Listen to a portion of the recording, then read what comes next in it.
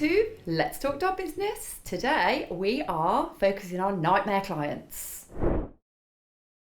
So I've been seeing a lot lately on social media, and I know you have too because we've been having this conversation, about people in general, again within our industry, being really annoyed with clients. Yeah. So things like, why aren't clients doing what we're telling them as the professional? What else have you been seeing? Just lots of frustration, a lack of commitment from them as well. Yeah, and you kind of have to ask yourself, why is that happening? And I think it's something that we've both worked really hard on with ourselves and in our businesses to go, why are we not now getting that frustration? Because I actually love all of the clients that come on board with us. Same. I really have a really good relationship with mine as well. Yeah, but I've definitely been there when they used to piss me off really. But actually looking inwards, it was never actually the clients. It was everything that I was doing. And it was the headspace that I was in. It was how I was, I suppose, even valuing myself. The messaging I was putting out. So even if, I think it's easy to kind of go down a big marketing route, isn't it? And going, you should be putting all this stuff on social media, and you should be having your fancy websites, and you should be having all of this and all of that. But it's not even that type of messaging. It's how you even interact with the people that are showing an interest in your business. Yeah. And it's also put out what you want. So tell people who you're looking for. Yeah. So on our websites now, we say who we want and who we don't want. Yeah, and who we don't want is such a biggie. Yeah, because people are scared of doing that, aren't they? You can't do that, it's going to alienate people. You need everybody. No, you don't. Yeah. For my university course, actually, I had to write down, I chose to do it on dogs, obviously.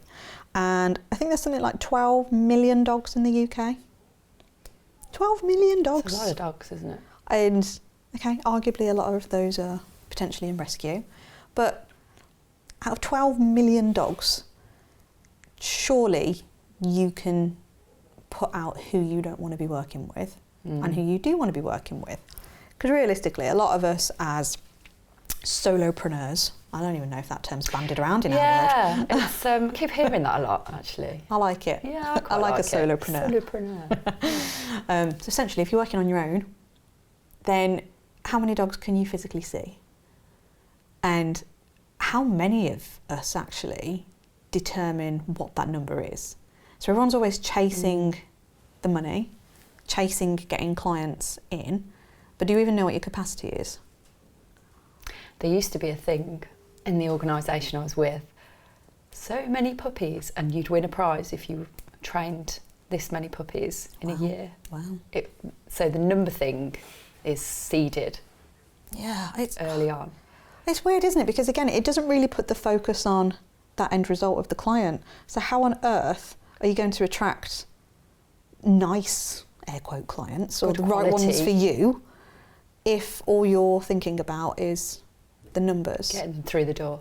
Yeah. And actually, how much good quality contact with you have they had if you've got a group of 6 or 8 people in one class? Yep. Just because you've got those numbers through the door doesn't mean they had the best experience with you. Yeah, exactly. And even down to the whole how their experience of coming on board with you, like what have they seen, how have they managed to book, what's happened after they've booked on.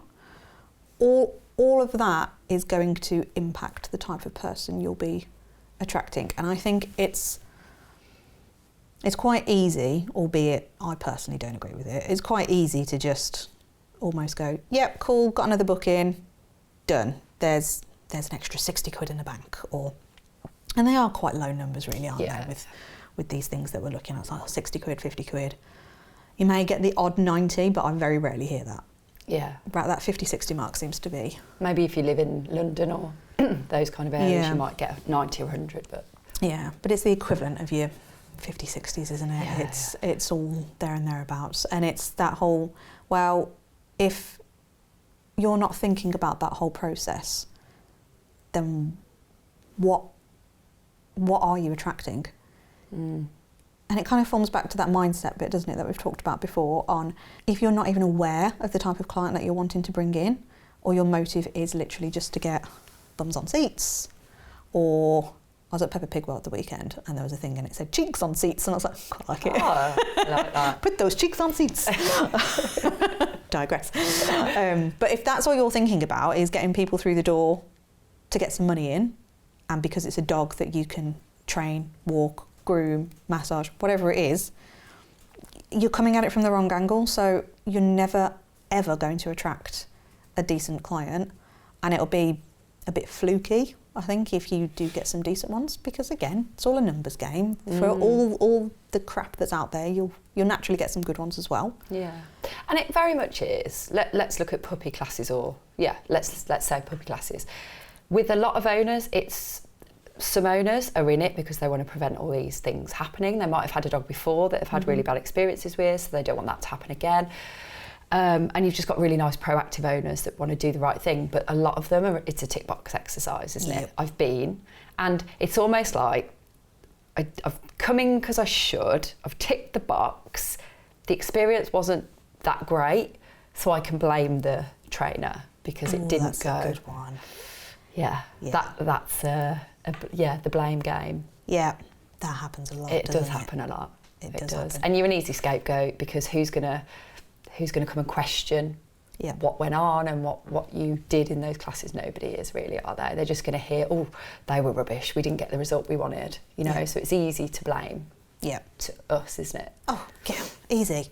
I think that's where we get frustrated, don't we? It's like, it seems to be like, and everything always kind of just stacks on top, and we talk about trigger stacking and stuff in dog world, don't we? But it happens to us as well. Yeah. So you run a class or you do a one-to-one, the dog doesn't seem to be improving, you're beating yourself up inevitably, but you're also blaming that client because it's like, well, it's your responsibility to deal with your dog, but I'm the one giving you that information. So then there's frustration building there.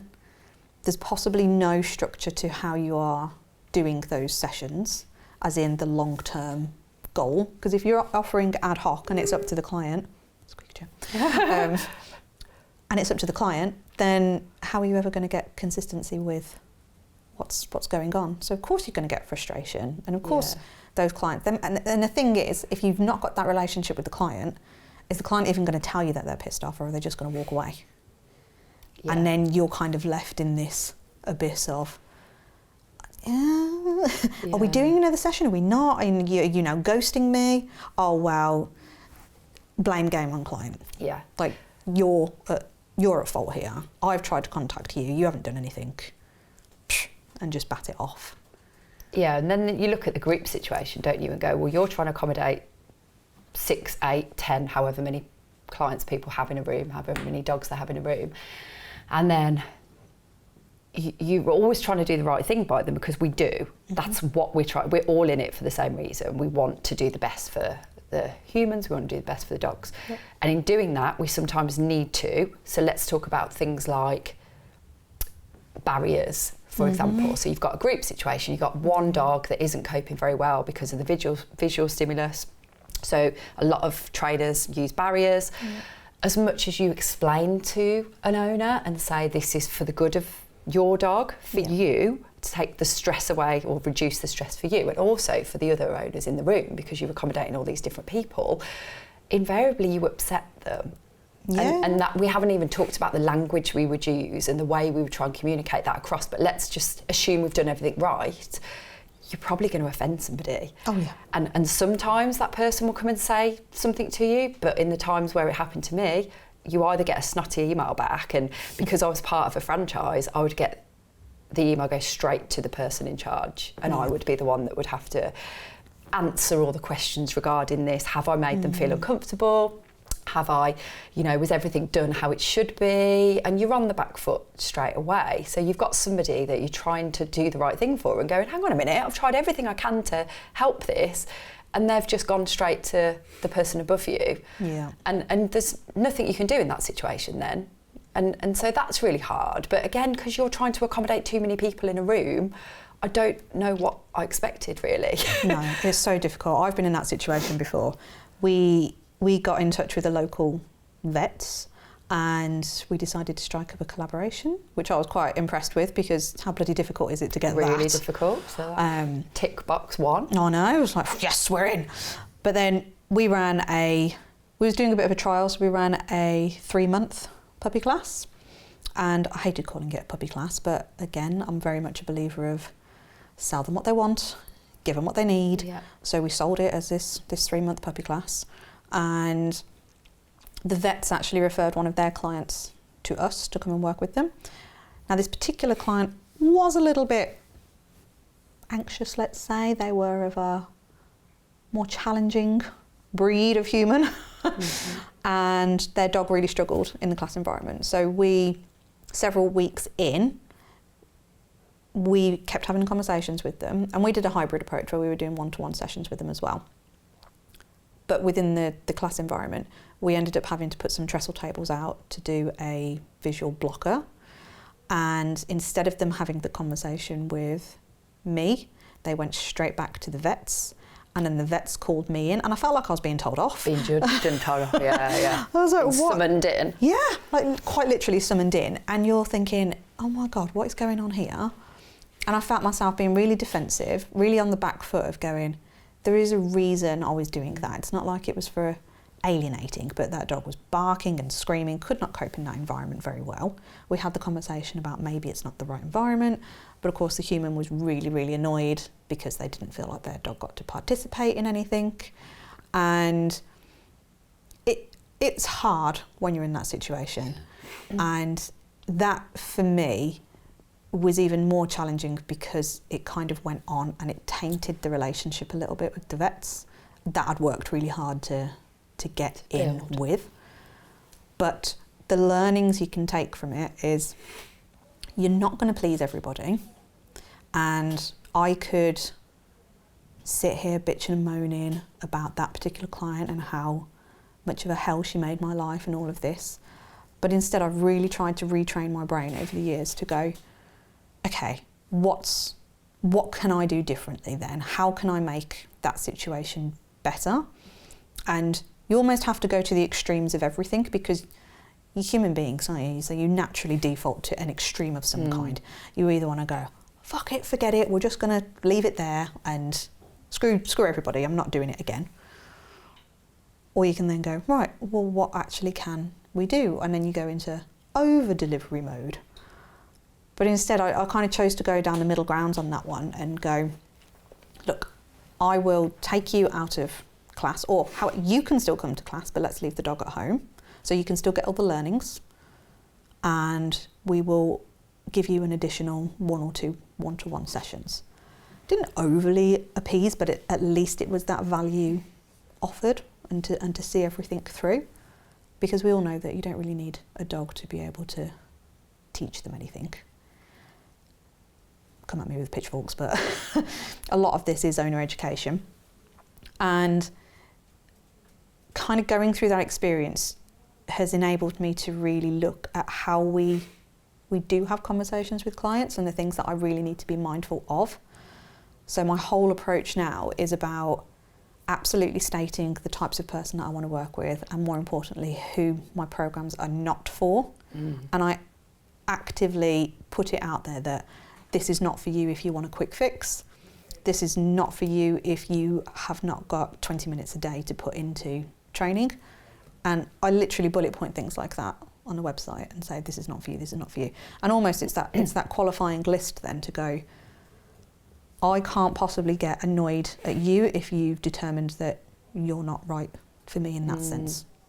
And if anything, I then just attract better clients for me personally that align with my values, because I'm putting it out there.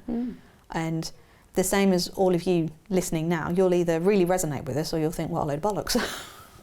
You're going to fall into one. Entitled to their opinion. You are. You're going to fall into different camps. So being able to talk to your clients in the same way is so massively important, because if you've not got a human that's going to listen to you, you can't help that dog. And I think that's the one thing I personally feel from when I first started, and some of the stuff I still see now because, you know, I'm just like everybody else. I'm still an active CPD chaser. Anytime I see a new badge or certificate come up, I'm like, let me do it. I need it. And I don't need it, but I want it. But I still don't see many people talking about the human half of this. And a lot of people, I personally feel, go into a dog profession of some kind to work with the animal because they don't like people. Or you're a little bit screwed. It's a big shocker, isn't it? It's a massive shocker. A huge surprise for some people. Yeah. We've just had that on our recent cohort of wannabe dog trainers, haven't we? Yeah. They've realised how little you work with the dog. Yeah, I think they realised it a little bit and then they've gone, okay. Yeah. So it really is not much to do with the dogs, is it? Yeah. I mean, it is, the knowledge is there, but the actual cuddling dogs bit is not. And I'm sure, again, with lots of these other professions in the industry, it's exactly the same as that. Yeah. I mean, with the exception of like physio and canine massage and grooming, but, you know, there are other elements of it where it's very hands-off, isn't it? Yeah. Yeah, really hands off. So you've got to be able to have that skill you've almost got to be like that human psychologist as well, haven't you? You have to be able to pick up, just as much as you're all taught about dog body language, you need to be aware of the human half of it. Because if what they're saying and what they're doing are two very different things, you need to read between the lines and go, okay, there's something that's not landing here. And some people's faces say it all, I don't they? love people's faces. You and I have these same faces for each other. We're like, what? Shut up. But I'm working with a client at the moment and I absolutely love them. But it's taken time to build that rapport to the point now where I can be like, what's that face about? Like, that face does not seem happy with what I've just said. And they'll go, no, it's fine, we'll do it. And I'm like, no, let's explore it because clearly there's something that hasn't landed. You're either not comfortable with what I've suggested or you don't understand it or whatever it is, but let's go there. And I think having that confidence and the ability to do that is so important because I could also have easily walked away from a million situations having gone, well, I've given you the information. It's up to you what you do with it. But if you don't do it, then it's not going to get fixed. And I'd be a bit blasé around it. But ultimately, if that person is telling you through their body language that they either don't understand it, they don't get it, they don't want to do it, they don't think they can do it, there's always a reason. And you have to explore the reason exactly the same way you would dissect a dog training or behaviour case. It's just so important. Yeah. And it's the only way that's going to be able to happen is if you've got that really good understanding of each other, which is why for me the person psychology almost, again, pitchforks, outweighs the dog. Yeah, no, I would 100% agree. Because 100% yes, agree. you need to know about the other and that is your knowledge fountain and everything, but if you're not a good people person, you're really not going to be a good dog professional, are you?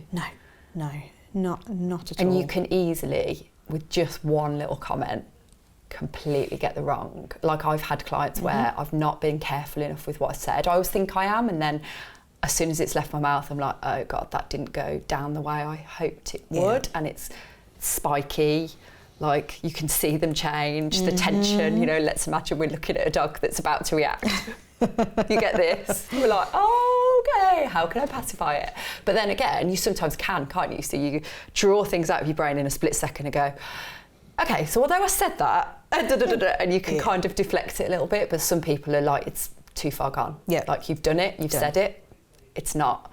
You know, and there's difficult conversations, isn't there, that you have to have. There are some dogs that you have to have that conversation of.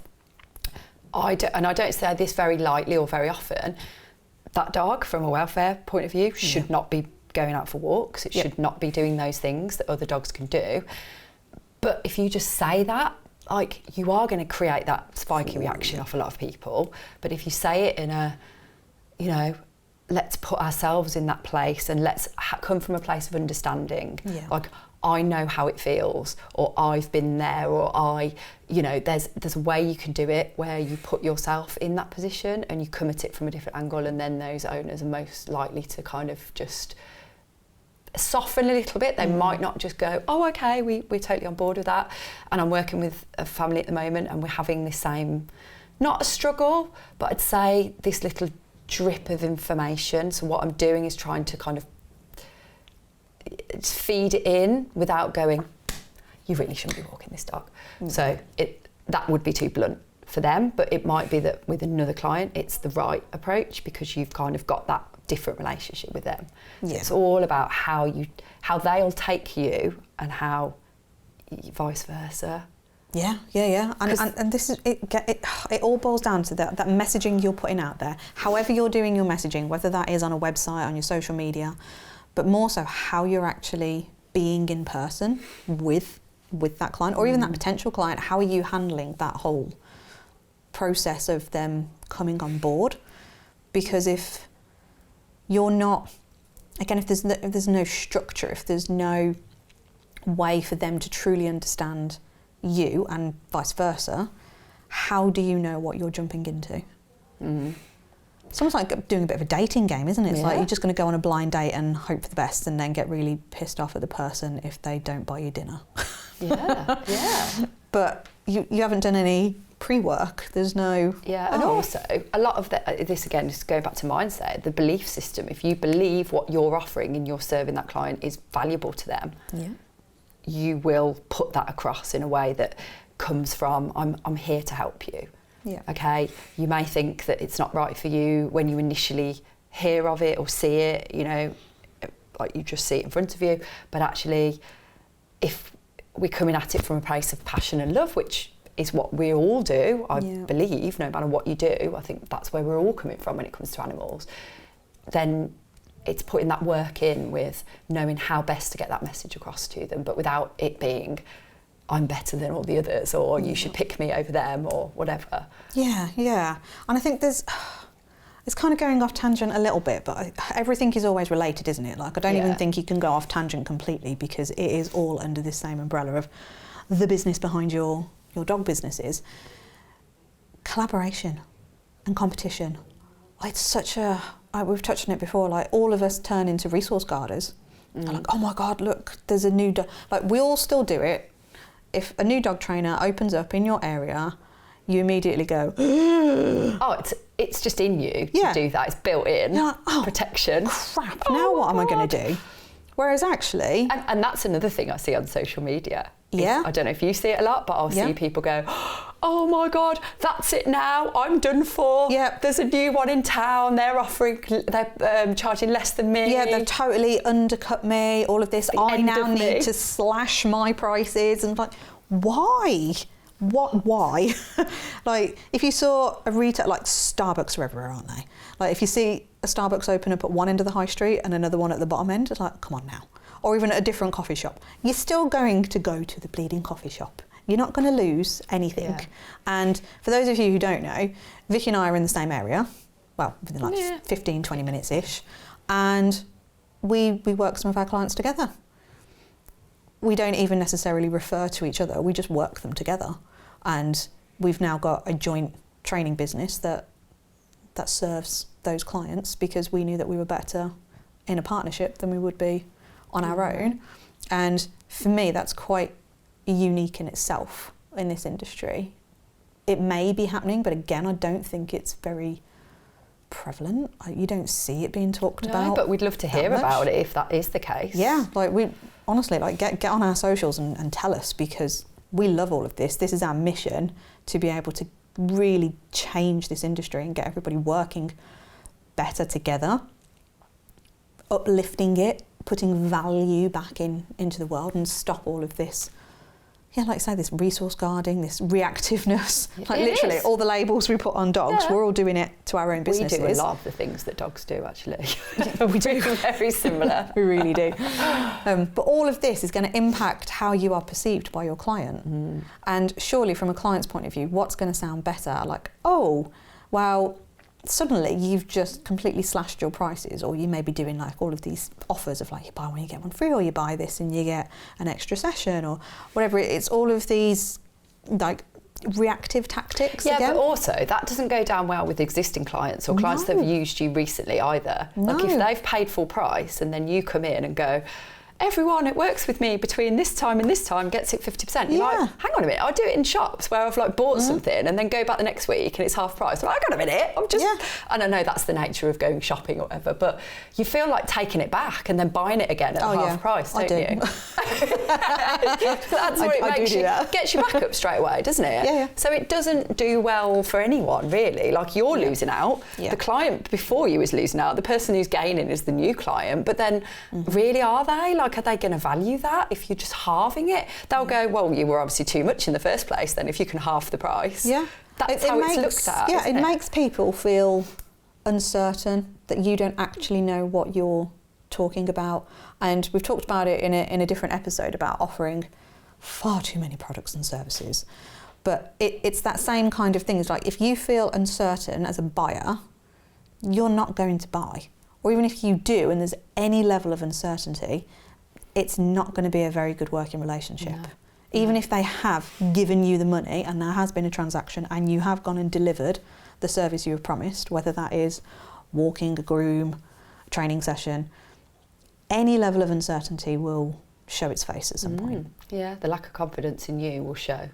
Yeah. It definitely will show. And that's why, going back to mindset again, which is why we're always going to leap back to mindset. Whatever we talk about, there's going to be mindset mentioned. Like, just caveat for anyone. It's going to keep coming back to it because we feel like it's so important, because you have to believe in yourself and your abilities and your products, services. Like, because if you don't, it's like a big flashing beacon and people can see it a mile off. And go, well, if she's not confident in what she's offering, how is she going to help us? Yeah, exactly that. And I think, you know, we overcomplicate everything, from the amount of services we offer to the lack of clarity in our messaging. For me, like, there's a big bugbear again on social media. And by the way, I do not have the answers for this. I'm still a work in progress. We're always a work in progress. But it's really trying to find something that is going to land and resonate with the human part of that human-dog relationship, because ultimately they are the buyers. You can have all the dog knowledge in the world, but if you cannot resonate and put a message out there that will land with your potential clients, then it doesn't matter. It just doesn't matter. And even to the point where I see dog trainers especially showing actually really amazing videos of, look what they've been doing with this dog. And I've been doing some mini tests over the years, and they just don't seem to go down that well with the public in terms of, like, yeah, so what? I'd kind of expect you to do that. That's the whole purpose of you. Whereas when you're more open and real about yourself and your values and why you're doing this, and maybe the relationships you've created with your fellow clients, that they're going to resonate more with that. It's more relatable than oh, look at Bob, we've just taken Bob and Fido out today and Fido's managed to do some brilliant loose lead walking, awesome, end video. Yeah, and nobody has any relationship with them, and it doesn't hold any sort of value with them, whereas those things that you've just talked about should be shouting about those things. There should be, that's what it should all be about for me. Yeah. I've had people come to me saying, I've spoken to several dog trainers, but I already decided that I wanted to work with you as soon as I'd spoken to you, because I could relate to you. I can see that you're a busy mum of 2 young kids and you've got 2 huskies, and that sounds like carnage, but you seem to be managing it. You can do it. I'm like, if you can do it, anyone can do it. But that's the relatability bit. Yeah. And for all intents and purposes, I do not do half the amount of work I should do with my own dogs.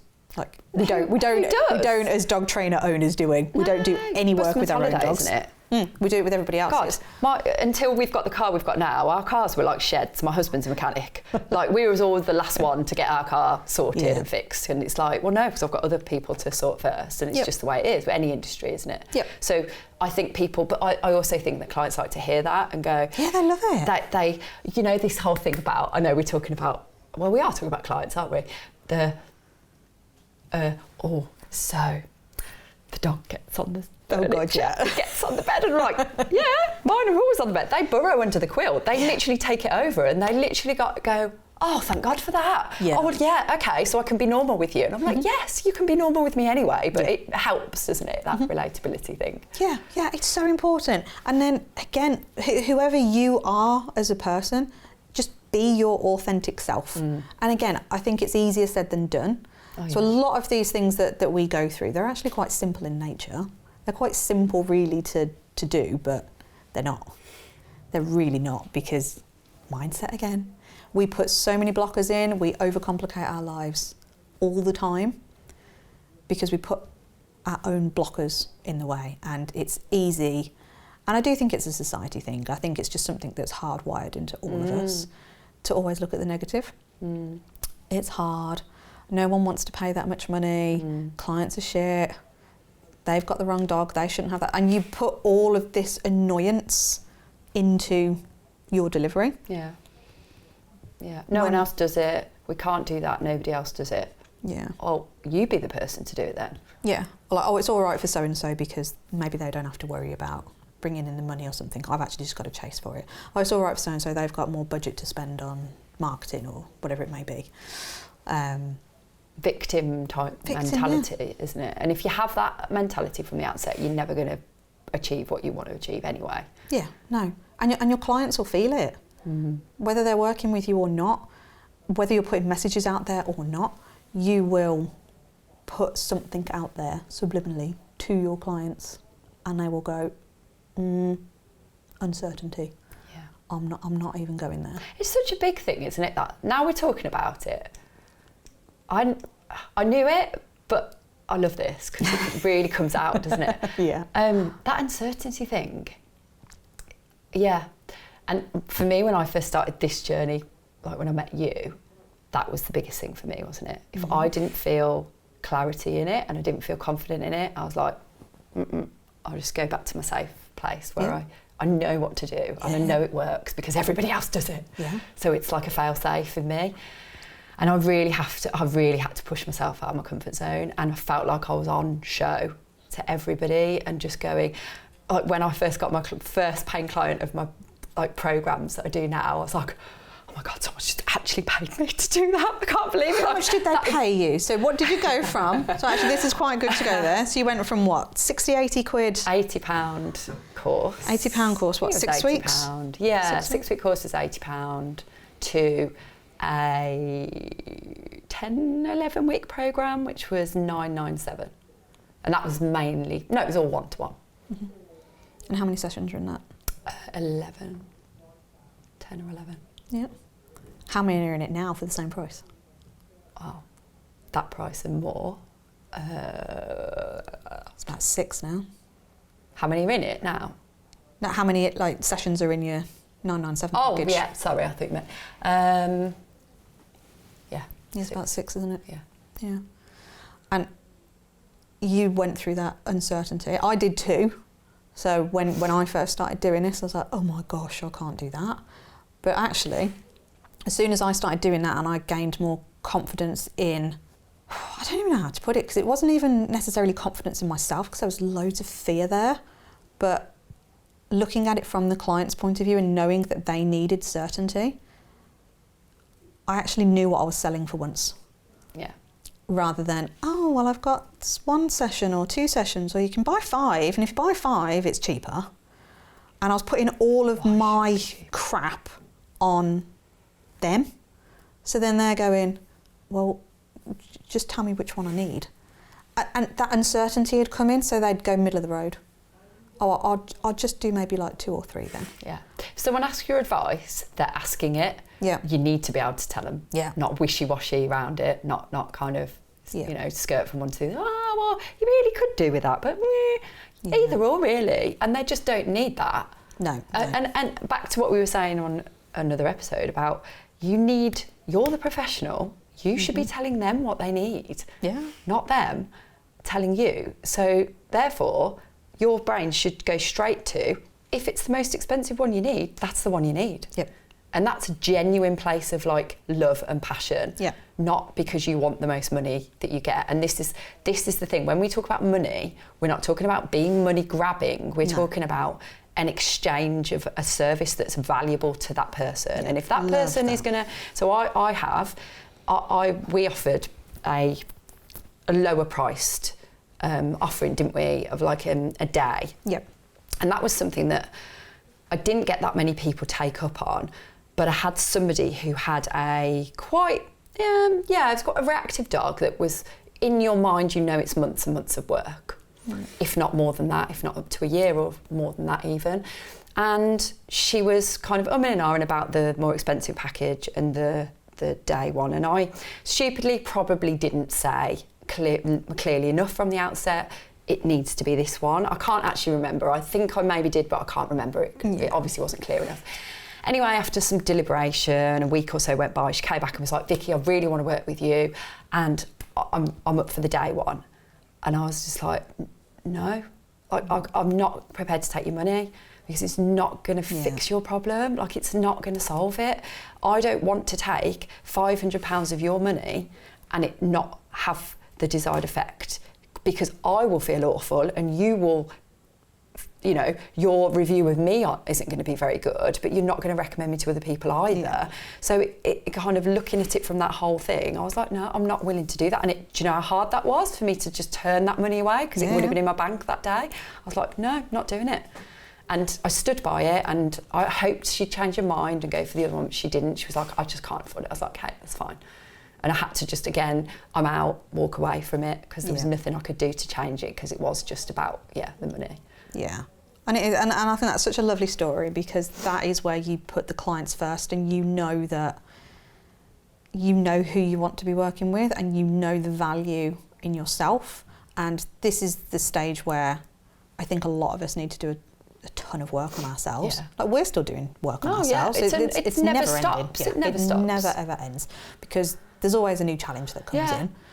Always. And there's always something new that you'll learn, and you'll want to try and shoehorn that in somewhere. But I think the biggest takeaway from this episode we want you to have is really start to think about who you want to be working with, tie in your values again. So if you haven't got any values written down, go and figure what they are, like write them down, write some things that come to mind, and see if people can relate to them, or if all of a sudden it just becomes clearer that, so if that person was to inquire with you, you could immediately discount them because they do not align with your values. And again, I had a client ring up last week or the week before, and I just had a feeling right from the outset. We had a conversation and it wasn't right for either of us. And again, I quite quickly realised that, and I was like, do you know what? It's fine. It's not meant to be, and that's it. And I had no hard feelings about it.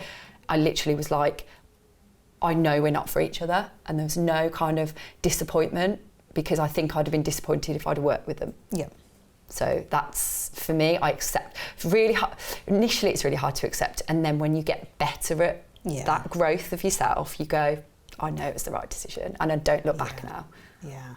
And this is where it's hard, isn't it? Because all roads do kind of lead back to this money thing, because you're going, oh my God, I'm turning away money. And as a solopreneur, or whatever you want to call yourselves, that's hard. That is hard, to be in a situation where you are chasing a paycheck to try and match your full-time income that you were possibly previously on, or trying to even just make ends meet so your bills are paid. It's hard to turn away work. Yeah, and if you read that on paper and went, Joe's just turned away somebody that could have paid her £1,000. Yeah. You'd be like, are you actually mad? Why the hell would you do that? Yeah. Like, that's what someone would ask you. Yeah. I ask myself it now.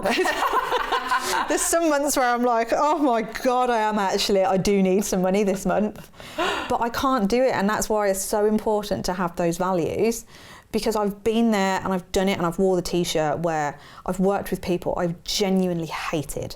And that's not because they weren't nice people. We just didn't align in our values. So everything was difficult. Everything was painful. I'd be going to bed like fearing a text message from them or a shitty email, or it just wasn't worth it.